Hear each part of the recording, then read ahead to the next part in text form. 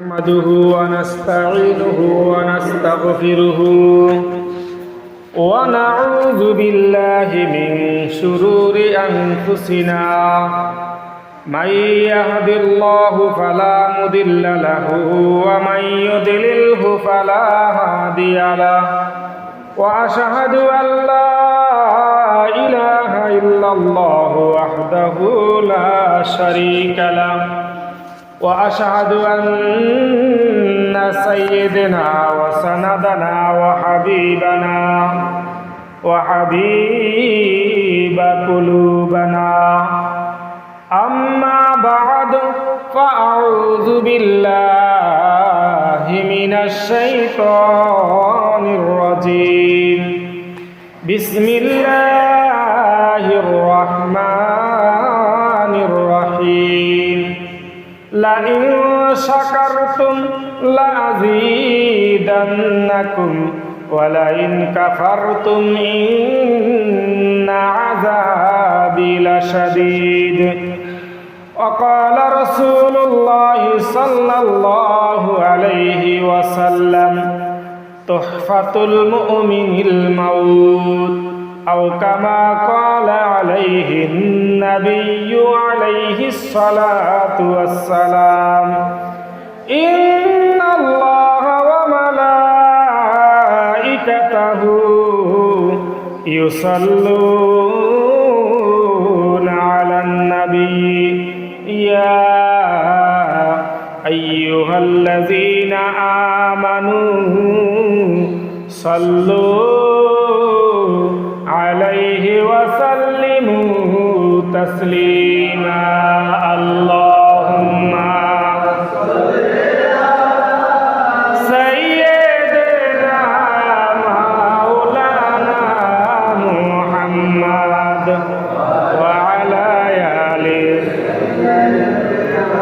مولانا محمد اللهم سيدنا مولانا محمد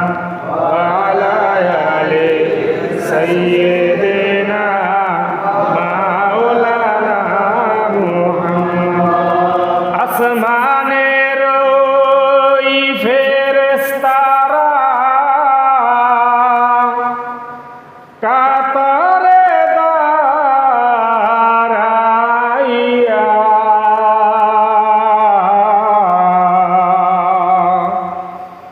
নবীর দুরূদ পড়েন তারা মুহাম্মদ ইয়া রাসূলুল্লাহ আল্লাহুম্মা সাল্লি আলা সাইয়্যিদিনা মুহাম্মদ ওয়া আলা আলি সাইয়্যিদিনা মুহাম্মদ কোথায় রইলেন দয়ার নবী আমাদেরকে সারিয়া আপনি বিনে কি লাভ হবে এই দুনিয়ায় বাসিয়া আল্লাহুম্মা সাল্লি سيدنا مولانا محمد وعلى آل سيدنا محمد بلغ العلا بكماله كشف الدجى بجماله حسنت جميع خصاله صلوا عليه وآله سلموا يا كمال صلوا على صدر الأمين مصطفى ما جعل رحمة للعالمين الحمد لله ثم الحمد لله সম্মানিত হাজিরিন প্রিয় মুসল্লিয়ানে কারাম মুরব্বিয়ানে আযম পর্দায় থাকা আমার সম্মানিত মা ও বোনেরা, আসসালামু আলাইকুম ওয়া রাহমাতুল্লাহি ওয়া বারাকাতুহু। মহান রবের নিকট লক্ষ কোটি শুকর ও সুজুদ যে মহান রব্বুল আলামিন আমাকে আপনাকে দুনিয়ার সকল ধরনের কাজ থেকে ফারেক করে আল্লাহর হুকুম পালন করার জন্য আল্লাহ তাআলা আমাদেরকে আল্লাহর ঘরে আগের কাতারে এবং প্রথম কাতারে আসা এবং বসার তৌফিক দান করে দিয়েছেন। এই জন্য আমরা আমাদের দিল থেকে মাওলা পাকের শুকরিয়া আদায় করি, আলহামদুলিল্লাহ। সম্মানিত হাজিরিন, দীর্ঘদিন যাবৎ খুবই গরমের চোটে বা দুনিয়ার মানুষ খুবই অতিষ্ঠ। তো আল্লাহ রাব্বুল আলামিন কিছুক্ষণের মধ্যেই আকাশটাকে মেঘাচ্ছন্ন করে কিছুক্ষণ বৃষ্টি দান করেছেন, করে পুরা অল জাহানকে ঠান্ডা করে দিয়েছেন। যেই মালিক এই কাজটা করেছেন সেই মালিকের দরবারে আরো একবার শুকর আদায় করি, আলহামদুলিল্লাহ। সম্মানিত হাজিরিন, আজ আমি আপনাদের সম্মুখে একটা খুতবা নির্বাচন করেছি। এই খুতবাটার বাংলা অর্থ হচ্ছে অবৈধ গান করা ও তা শোনার নিষিদ্ধতার প্রসঙ্গে। অবৈধ গান শোনা থেকে বিরত থাকা সম্পর্কে আজ আপনাদের সম্মুখে কিছু আলোচনা করব ইনশাআল্লাহ। সম্মানিত হাজিরিন, আমরা তার আগে শ্রদ্ধা ভরে স্মরণ করি আমাদের যারা পূর্বপুরুষ ছিল, অত্র এলাকার অনেক ভাই অনেক বন্ধু আমাদেরকে ছেড়ে চলে গেছেন আজীবনের জন্য না ফেরার দেশে। আল্লাহ তাআলা যেন তাদের কবরগুলোকে জান্নাতের বাগিচা বানিয়ে দেয়, বলেন আমিন। সম্মানিত হাজিরিন, এই মসজিদে যারা জায়গা জমিন দিয়েছেন এবং এই মসজিদে যারা কষ্ট করেছেন, মেহনত করেছেন, দান করেছেন, সদকা করেছেন, মানতি করেছেন এই মসজিদের জন্য, তাদের মধ্য থেকে অনেকেই কবরবাসী হয়ে গেছে। আল্লাহ তাআলা তাদের কবরগুলোকে জান্নাতের বাগিচা বানিয়ে দেব, বলেন আমিন। সম্মানিত হাজিরিন, যারা বর্তমানে বেঁচে আছে, মসজিদ নিয়ে অনেক কষ্ট করে, অনেক মুজাহাদা করে, বিভিন্ন জায়গায় মানুষের কাছে হাত পাতে, মানুষকে বলে, সুপরামর্শ দেয় মসজিদের কিভাবে কাজগুলোকে সামনের দিকে আঞ্জাম দেওয়া যায়, এই ব্যাপারে সার্বক্ষণিক সে এরকমভাবে তারা চিন্তা চেতনার ভিতরে মগ্ন থাকে। আল্লাহ তাআলা তাদেরকে দুনিয়া এবং আখিরাতে উভয় জগতে যেন জাযা খয়ের দান করেন, বলেন আমিন। এই দুনিয়ার জমিনে যতগুলো মসজিদ আছে, কোনো মসজিদের কমিটিওয়ালারা কিন্তু স্বার্থ নিয়ে এই মসজিদের দ্বারা যে তাদের অনেক উপকার হবে এমন কোনো কথা নয়। আল্লাহর কাছ থেকে তারা উপকার পাবে, তারা যা পাবে, এই উদ্দেশ্যেই কিন্তু তাদের কাজ করবে। তো সম্মানিত হাজিরিন, যারা সুপরামর্শ দেয়, যারা দান করে, সবাই কিন্তু সমন্বয়ের সওয়াবের কাজ করতেছে। আল্লাহ রাসূল সাল্লাল্লাহু আলাইহি সাল্লাম বলেন, যে ব্যক্তি ভালো কাজের পথ দেখায় সে ওই ভালো কাজ করার মতো কি পায়? সওয়াব পায়। এটা রাসূলের বাণী। সম্মানিত হাজিরিন, আমাদের কাছ থেকে মাহে রমজান চলে গেছে। মাহে রমজানের 2.5 মাস পর কোরবান চলে গেছে। কোরবানের পর একটা সপ্তাহ প্রায় চলে গেছে। আজকে প্রায় 9 দিনের কাছাকাছি, 9 দিন হয়ে গেছে। গত বৃহস্পতিবার দিন ঈদ হয়েছে, আজকে শুক্রবার, 9 দিন হয়ে গেছে। এই যে আমাদের কাছ থেকে যে হায়াতগুলা যাইতেছে, সময়গুলা চলে যাইতেছে, এর দ্বারা কি বুঝতেছেন? এর দ্বারা আমরা বুঝতেছি এতটুকুই যে আমাদের কাছ থেকে আল্লাহ তাআলা হায়াতকে কমিয়ে নিয়ে যাচ্ছে। হায়াতের যেই ডায়েরিটা ছিল, এই ডায়েরি থেকে হায়াতগুলা কমতেছে। হায়াতগুলো কি করতেছে বলেন? কমতেছে। সম্মানিত হাজিরিন, মানুষ দুনিয়ার বুকে আল্লাহ তাআলা পাঠাইছেন।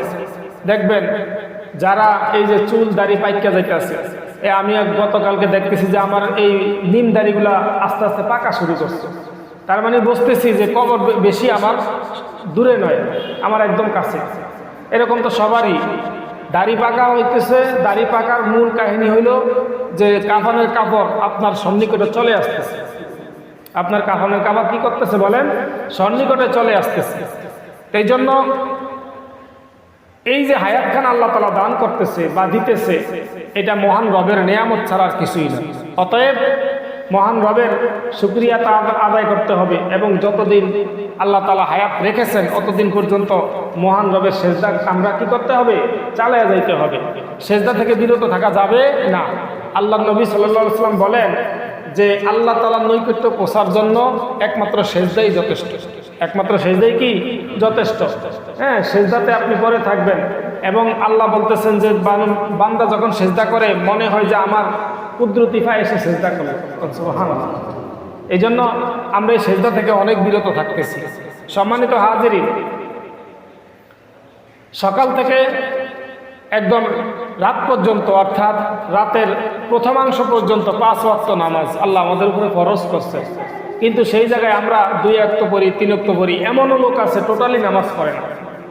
এমন লোক আছে কি টোটালি নামাজ পড়ে না। তাইলে একটা মানুষ চিন্তা করে না, চিন্তা করে কোনটা, যে কিভাবে আমি টাকা পয়সা করতে পারি, কিভাবে আমার রুজি রোজগার বাড়বে, কিভাবে আমার ব্যবসা বাণিজ্য বাড়বে, কিভাবে আমার টাকা পয়সা আরও উদ্যোগে যাইব, এই দিকে চিন্তা চেতনা। কিন্তু এই চিন্তাটা করে না যে আমার দ্বারা কয় ওয়াক্ত নামাজ কাজা হয়ে গেল, আমি যে কয় ওয়াক্ত নামাজ পড়িনি, আমি যে বালেগ হওয়ার পরে থেকে যে আমি এই যে অদ্য পর্যন্ত যে আমার কত শত শত ওয়াক্ত নামাজ, এগুলোর জন্য তো আমাকে কি করতে হবে, জবাবদিহি করতে হবে। হ্যাঁ, 1 ওয়াক্ত 2 ওয়াক্ত না, এমন বহুত মানুষ আছে আপনার বালেগ হওয়ার পরে থেকে 1 ওয়াক্ত নামাজও পড়ে না। এমন লোকও আছে ঈদের নামাজও পড়ে না। এমন লোকও আছে জুমার নামাজ তো দূরের কথা, 5 ওয়াক্ত নামাজ পশ্চিম কোনটা তাও বলতে পারেন, আছে না নাই বলেন? অথচ দুনিয়ার জমিনে তার জ্ঞানের অভাব নাই। হ্যাঁ, জায়গা জমিনের হিসাব যদি দিতে যান, দেখবেন সে আন্তাজে সব বললে দিতে পারবে। মানে এত জ্ঞান গরিমা আল্লাহ তাআলা দিয়েছে, টাকা পয়সার অভাব নাই। হ্যাঁ, তাইলে এগুলা কিছুই না ভাই। যখন মানুষ দুনিয়া থেকে বিদায় হয়ে যায় তখন তারা কিছুই থাকে না। অতএব আমরা আল্লাহ পাক রব্বুল আলামিনের দিকে যে আমরা ফিরে যাইতেছি, এটা আমরা বুঝতে হবে। আল্লাহ নিজেই বলতেছেন যে কুল্লু নাফসিন যায়কাতুল মাউত, যে মৃত্যু মানুষের একদম সন্নিকটে। আর যে সমস্ত জীব জানোয়ার আল্লাহ তাআলা দুনিয়ার জমিনে বানাইছেন, এরা সবাই কিন্তু এই মৃত্যুর স্বাদটা কি করতে হবে বলেন, গ্রহণ করতে হবে। পরের আয়াতে আল্লাহ তাআলা বলতেছেন সুম্মা ইলাইনা তুরজাউন, অর্থাৎ মৃত্যু বরণ করিয়া তুমি যে বাড়ির থেকে যাবে তা না। সুম্মা ইলাইনা তুরজাউন, আমার দিকে চলে আসতে হবে, আমার দিকে কি করতে হবে, চলে আসতে হবে। দেখছেন আজ পর্যন্ত কাউকে যে মৃত্যু হওয়ার পর থেকে বাসায় রেখে দিছে, রাইকা দেবে। হ্যাঁ, যত দ্রুত সম্ভব তাকে দাফন করে দিয়েছে। নবী বলেছেন, আল্লাহ রসুল সাল্লাল্লাহু আলাইহি ওয়াসাল্লামের মুখ থেকে আলী রাদিয়াল্লাহু তাআলা আনহু শুনেছেন, আলী বলতেছেন যে 3 কাজে কোনো বিলম্ব করতে নেই। একটা কাজ হলো গিয়ে কি, যখন নামাজের ওয়াক্ত হয়ে যাবে তখন সাথে সাথে নামাজ আদায় করে নাও।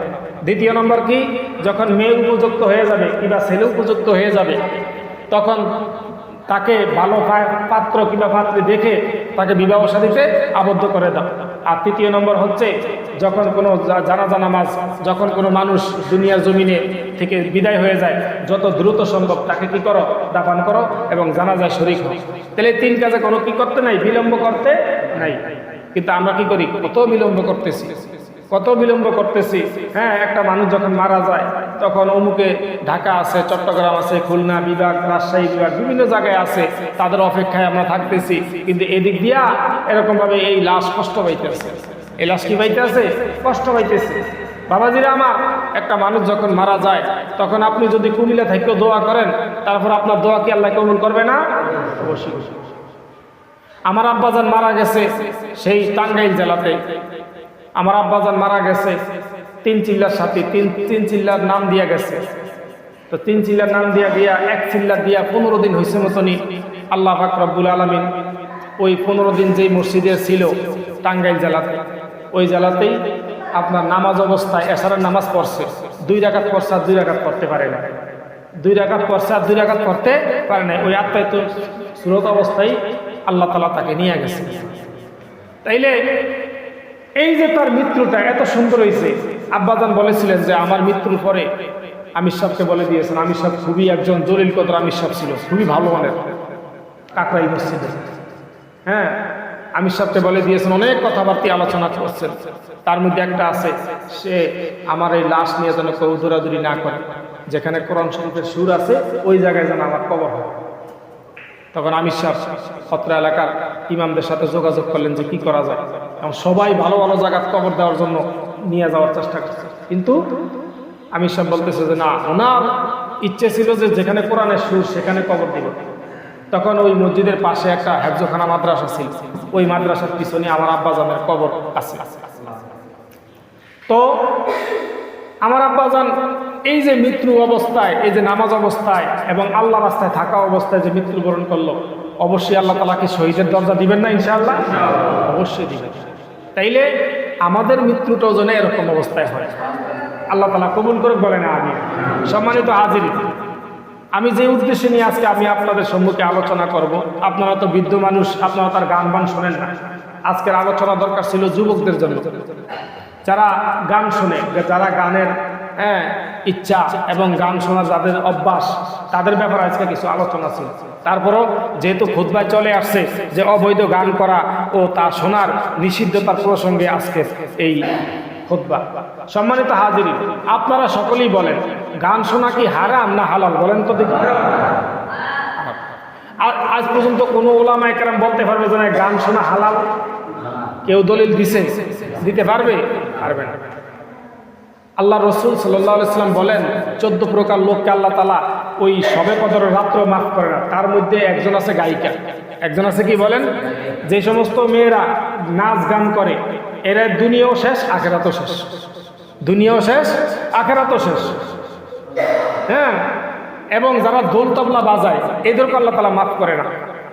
তবে দেখবেন সোশ্যাল মিডিয়াতে দেখা যায় অনেক সময় যারা নাচ গান করছে, কিন্তু শেষ পর্যায়ে তারা চিন্তা করলো যে আরে এগুলো তো খুব খারাপ জিনিস, আর করব না।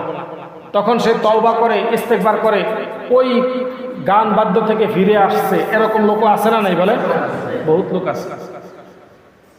এমনও আছে, সেদিন দেখছিলাম প্রথম আলোতে, যে এক নায়ক সে আজীবন এই গান বাদ্য করছে, কিন্তু শেষ পর্যায়ে সে কি করলো?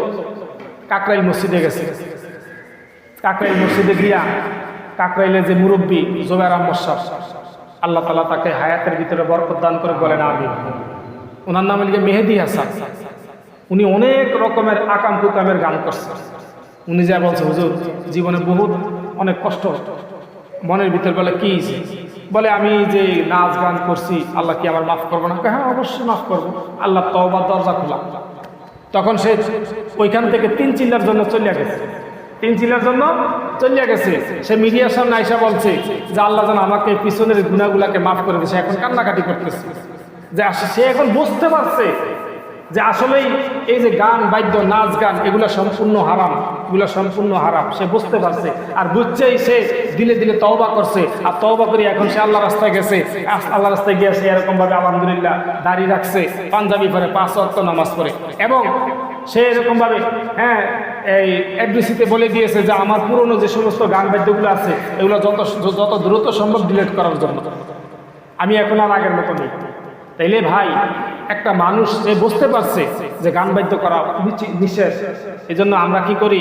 এখন বর্তমানে গান বাদ্য করতেছি, হ্যাঁ গান শুনতেছি, নাচ গান দেখতেছি। আসলে এগুলা কি আমাদের জন্য দেখা কি উচিত? কখনোই না। সম্মানিত হাজির, ছোট্ট একটা ঘটনা বলে আমি আমার আলোচনা শেষ করব। এক মেয়ে 17 বছর বয়স, প্রায় বিবাহের উপযোগ্য, রমজান মাস চলতেছে, সত্য ঘটনা। তো রমজান মাস চলতেছে, এখন মেয়ে তার রুমের ভিতরে কি করতেছে? ওই টিভি দেখতেছে, আর বসে বসে সে তার প্যারাগ্রাফ পড়তেছে। তো তার মা ডাকছে, মা ইফতারের টাইম হয়ে গেছে, ওঠো। মেয়ের কোনো খোঁজখবর নাই। হ্যাঁ, মেয়ে আরো ঝাড়ি মারি দিতেছে। তখন এক পর্যায়ে এশার যখন হয়ে গেছে, মা তারাবি নামাজ পড়া আবার ঘরের কাছে গেছে, লক্ষ্য করছে, দেখতেছে কোনো টুশব্দ নাই, কোনো টুশব্দ নাই। শেষ পর্যন্ত এই দরজা ভাঙ্গা ভিতরে ঢুকছে, যা দেখতেছে ওই মেয়ে টিভিটার সামনে এইভাবে পাল্লাটা নিয়ে বসে আছে। তখন যখন তাকে লাড়া দিছে, সাথে সাথে দেখতেছে সে পড়িয়া গেছে, তার মানে সে মারা গেছে। টিভি অবস্থায় তাকে কি করছে? আল্লাহ মৃত্যুবরণ করছে। এখন এলাকার ভিতরে ছড়াছড়ি হয়ে গেছে, সব জায়গায় আওয়াজ চলে গেছে যে অমুক জায়গায় একটা মেয়ে মারা গেছে, এখনো বিবাহ দিতে পারে না, তার জন্য স্বামী সম্বন্ধ দেখতেছে। শেষ পর্যায়ে এই মেয়েটাকে এখন ঘর থেকে বের করবে, কিন্তু পারতেছে না। অনেক চেষ্টা করছে, কয়েকজনে ধরিয়া ঘর থেকে বের করবে গোসলখানায় নিয়ে যাওয়ার জন্য, কিন্তু পারতেছে না। যখন একজনে বুদ্ধি করে টিভিটা লাড়া দিছে, তখন সাথে সাথে সে লড়িয়ে আসছে। এরপরে টিভিটা এক জায়গায় রাখছে, গোসলখানা এক জায়গায় রাখছে, লাইটটা তাকে গোসল করাইছে। এরপরে তাকে দাফন কাফন করার পরে যখন খাটনিতে উঠেছে, উঠাই এখন জানাজার জন্য মসজিদের প্রাঙ্গণে নিয়ে যাবে, কিন্তু তাকে নিয়ে আসতে পারতেছে না। খাটনি একদম ভার হয়ে গেছে।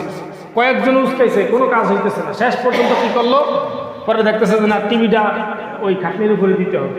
তখন ওই টিভিটা ওই খাটনির উপরে দিছে মতো এবার খাটনি ও চিনেই 2-4 জনে কাঁধে নিতে পারছে, মসজিদের প্রাঙ্গণে নিছে। এখন চিন্তা করলো যে আরে টিভিটা সামনে অবস্থায়, তার জানাজা করবে ইমাম সাহেব, কেমন দেখা যায়, টিভিটা সরিয়ে দিছে, সাথে সাথে লাশ কাটিয়ে গেছে। এরপরে শেষ পর্যায়ে ওই টিভি সহকারী তাকে কি করছে, এরকমভাবে জানাজা নামাজ দেওয়া হয়েছে। জানাজা নামাজ দেওয়ার পর এখন তাকে কবরস্থানে নিয়ে গেছে, কবরে রাখতেছে, কিন্তু টিভি ছাড়া কবরে রাখতে পারতেছে না। শেষ পর্যায়ে ওই টিভি সহকারে তাকে কবরস্থানে রাখা হইতেছে। নাউজুবিল্লাহ মিন যালিক। সম্ভবত হাজিরিন, আমরা অনেক সময় যুবক ভাইয়েরা গান শুনতে শুনতে ঘুমায় যাই। আরে এমন তো হইতে পারে যে এই অবস্থায় যদি আপনার মৃত্যু হয়ে যায়, তাহলে আপনি কি করবেন? আপনার যদি পদক্ষেপ থাকে, মোবাইল চালান ভালো কথা, সূরা বাকারা শুনতে শুনতে ঘুমাইয়া যান, একটা ওয়াজ দেন শুনতে শুনতে ঘুমাইয়া যান, এটা তো অনেক ফায়দা হবে। আমলের নিয়ে তো শোনেন। এখন তো বর্তমানে আমাদের ওয়াজ নসিহত একদম হাতের মুঠোর ভিতরে, আমলের নিয়ে তো শোনেন। কিন্তু গান বাদ্য কেন শুনতে হবে? গান মুখ দিয়া বলা, কিন্তু বাদ্য যন্ত্র এগুলো সব কিছু হারাম, এগুলো সব কিছুই হারাম। এই জন্য সম্মানিত হাজিরিন, আমরা গান শোনা থেকে বিরত থাকবো তো ইনশাআল্লাহ। এবং আজ পর্যন্ত দেখি না যে একজন মানুষ, অথচ দেখেন এই যে দোকানপাটগুলোতে রাস্তার মাথা যাইলে দেখা যায়, খায়রাত বাজার যাইলে দেখা যায় যে প্রায় দোকানের ভিতরে টিভি আছে। প্রায় দোকানের ভিতরে কি আছে? দোকানদারকে যদি জিজ্ঞাসা করি ভাই টিভি রাখছেন কে, ভাই টিভি না থাকলে বেচা কিনা হয় না।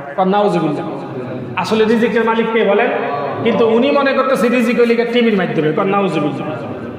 আল্লাহ তাআলা হেদায়েত দান করে বলেন আমিন। কিন্তু রাসূলের ওই হাদিস আমরা অনেকেই ভুলে গেছি, রাসূলের ওই কথা আমরা অনেকেই ভুলে গেছি। কি বলতেছে আল্লাহ রসুল? যে কোনো জায়গায় যদি কোনো খারাপ কাজ দেখো, তাইলে যদি হাত থাকে তাহলে হাতের দ্বারা কি দাও? বাধা দাও। কিন্তু আমরা দেই না। আমাদের হাত আছে কিন্তু বাধা দেই না। যদি তাও না পারো, রাসূল বলতেছেন, তাইলে মুখের দ্বারা বাধা দাও। দেখতেছেন তাও পারতেছেন না, এবার তাকে মনে মনে ঘৃণা করে। কিন্তু এখন যে ব্যক্তি হাতের দ্বারা বাধা দেওয়ার মতন সক্ষমতা, সেই যদি মনে মনে ঘৃণা করে, তাইলে হবে না। তাইলে কি হবে না? হবে না। এই জন্য সম্মানিত হাজিরিন, এই দুনিয়া জমিনে এমন একটা লোক নাই যে এই টিভিটা বন্ধ করো, এই টিভি চালাইতে হইবে। এই দোকান ভাট করবি ভালো কথা, কিন্তু চালাবি না। আজকে যদি এলাকার মোড়ল যারা আছে তারা যদি বলতো, তাহলে কি না মানিয়া পারতো? বলেন। এই জন্য আমরা কি করি? আমরা আরো তাদেরকে উৎসাহ দিই যে এলাকার যারা মোড়ল তারাই কিন্তু ডিসেলাইনের ব্যবসা করে। তাহলে বলবেন কাকে? যারা মোড়ল, যাদের কথায় এলাকা চলে, একটা মানুষ কথা শোনে, আচার বিচার করে, তারাই তো ডিসেলাইনের ব্যবসা করে। তো বলবেন কারে? যারে দিয়ে ভূত ছাড়াবো তার ভিতরেই ভূতে। এই জন্য সম্মানিত হাজিরিন, আমরা গান শোনা থেকে বিরত থাকবো। গান শুনবেন। দেখেন এবারে বিজ্ঞানিকভাবে, এই যে কানের ভিতরে একদম বিজ্ঞানীরা বলতেছেন যে রসুনের যে বাকলা আছে না, এই বাকলার মতন একদম একটা পাতলা এই কানের ভিতরে একটা আবরণ আছে, আর ওইটাই আসল। ওইটাই কি বলেন? আসল।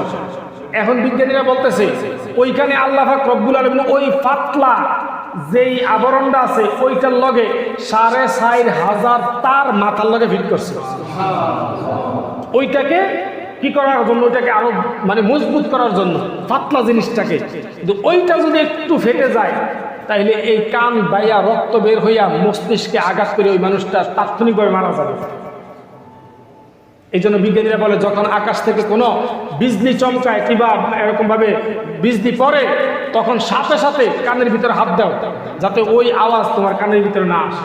যদি আসে, অনেক মানুষ দেখা যায় এই বিজলির আওয়াজের কারণে, বিকট আওয়াজের কারণে, মেঘে মেঘে যেই ঘর্ষণ হয়ে যে আওয়াজ হয়, এই আওয়াজের কারণে অনেক সময় মাথার মস্তিষ্ক নষ্ট হয়ে অনেক মানুষ কি করে যায়? হার্ট অ্যাটাক করে, কানে নিতে পারে না। কিন্তু সেই একটা কান আল্লাহ আপনাকে আমাকে দান করছেন, আর আপনি ওই কানটাকে দিয়া গান শোনেন কোন হিসাবে? এটা তো বুঝতে হবে যে আল্লাহ তাআলা আমাকে তো দান করছেন, তো এটাকে আমি ভালো কাজে ব্যয় করার চেষ্টা করবো। আল্লাহ আমাদেরকে আমল করার তৌফিক দান করে বলেন আমিন। আজকে থেকেই যাদের মোবাইলে কিংবা যাদের বাসায় টিভি আছে, যদি ঈমানওয়ালা হয়ে থাকেন, তাহলে টিভি ভেঙে ফেলাইবেন। আমাদের দৌলত খাতে একটা লোক, হাজী সাহেব শামসুদ্দিন নাম, মারা গেছে যদিও কিছুদিন আগে। তো উনি একজন বিএনপির একজন বড় ধরনের একজন আপনার নেতা ছিল। তো যখন হজ করিয়া আসছে আয়া দেখতেছে যে বাসার ভিতরে টিভি চলতেছে, এলইডি টিভি, তখন উনি কি করছে, ওই উডানে ছিল আপনার একজনের লাড়কি কিনা বোঝাই করে দিচ্ছে, ওই একখান থেকে লাড়কি একখান লইয়া টিভিটা বাসে এক বাড়ি দিয়া ভেঙে বানিয়েছে। যদিও লোকটা মারা গেছে, আল্লাহ তাআলা যদি এই লোকটাই যদি নিজের মন থেকে যদি এই কাজ করে থাকে, আল্লাহ অবশ্যই তাকে এই উসিলে তাকে কি করবে, নাজাতের ফয়সালা করে দিবে। হ্যাঁ, কিন্তু আমার ইমানের ভিতরে দুর্বল। ওই যে একদিন একটা ঘটনা বলছিলাম না, যে একজন মুসলমান আর একজন হিন্দু ওই যে ঝগড়া করছে। মুসলমান বলতেছে আমার আল্লাহ এক, আমার খোদা এক, আর হিন্দু বলতেছে না আমার ভগবান এক, আমার ভগবান অনেক শক্তিশালী। তো দুজনের ভিতরে ঝগড়া হয়েছে, ছাদের উপরে উঠছে, বলতেছে যদি তুমি যদি লাভ দিয়ে যদি স্বয়ং সম্পূর্ণ দাঁড়ায় থাকতে পারো তাহলে মনে করুন তোমার ভগবান এক,